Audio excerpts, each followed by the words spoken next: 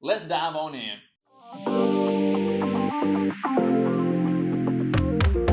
So today we're going to be talking about the book of Ruth. What is the book of Ruth about? Well, the overall theme of the book of Ruth is obedience. So obedience in everyday life pleases God. We know that, right? He says it in his word. It's very clear. So when we reflect God's character, it pleases him because we're acting like him.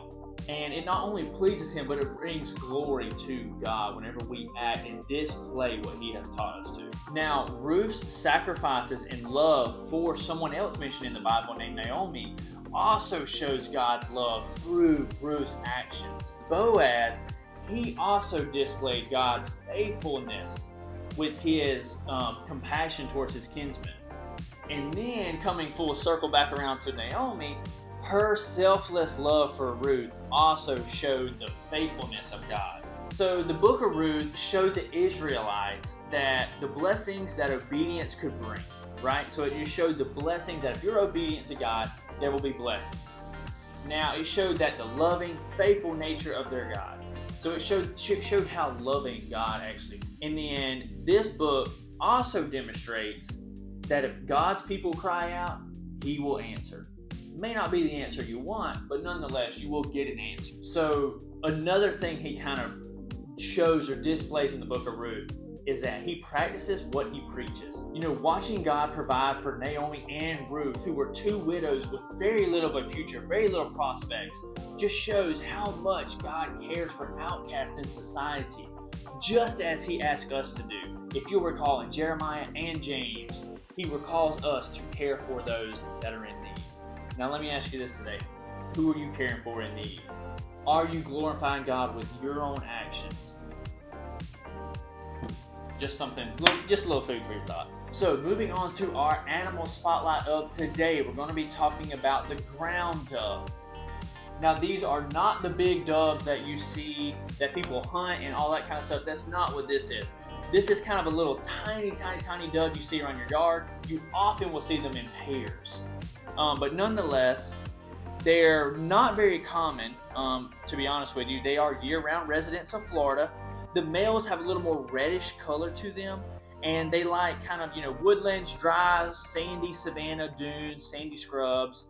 They love bare ground and open habitats. So unlike other doves, they actually don't travel in large flocks. Their diet includes a wide variety of seeds and berries and some insects. And it's actually in flight that you'll see the bright reddish-brown wings and they are found in the southern U.S., the Carolinas, Southern California, and they range as far as Mexico, Central America, and into the northern South America as well.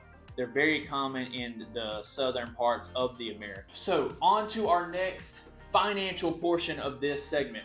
We're going to be talking about a stock split. What is a stock split? I know a lot of people here, you'll hear sometimes a stock, let's just take Tesla for example. They may say we want to go 20-to-1 stock split. That means for every one share they have now, they're going to divide that up into 20 different shares. So if your price was $100, it's now going to be $5 because they split it up by 20. So companies do this if they want to increase the number of shares. So obviously if you're taking one share and dividing it by however many shares they want, you're going to be increasing the number of shares. This does a lot of different things. The main thing it does is lower the stock price. This gives investors more incentive to buy more shares because it's lower. You also increase the pool of people who can buy. For example, Amazon recently came out and said they want to do a 20-to-1 stock split. Amazon currently is sitting at like $2,300 a share, which is about $1,000 less than it has been all summer. But nonetheless, they're doing this so that the share price will fall to like $120, $130 a share. That way, more people can buy and it's not so far out of their price range. Because let's be honest, how many people are going to buy one share worth $2,500? Not a lot. But how many people will buy one share at $120? A lot more people. And that ultimately is what do it. It increases the capital for the company and just increases the number of shares. There's a lot of other things behind it, but we won't get lost in the weeds. So for our history segment today, we're going to be talking about the infamous Athens and Sparta. This is Sparta! You may have seen it in the movies. It's a very popular region especially with its influence in war and battle. But let's dive on in. So Athens and Sparta were two major Greek city-states in early Greece, but they could not have been more different. Athenians wrote plays and made pottery, sold goods, and chatted about philosophy in the marketplace. Sparta, on the other hand, was a city-state in southern Greece. It was also prosperous, but in a different way.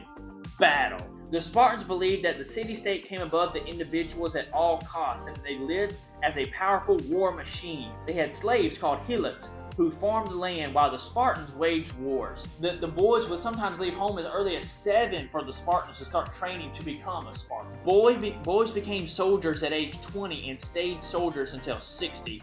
Girls didn't fight, but they exercised to be strong and agile and to produce strong offspring. They began fighting against the Athenians and in the Peloponnesian War, however you say that, and it lasted actually 27 years.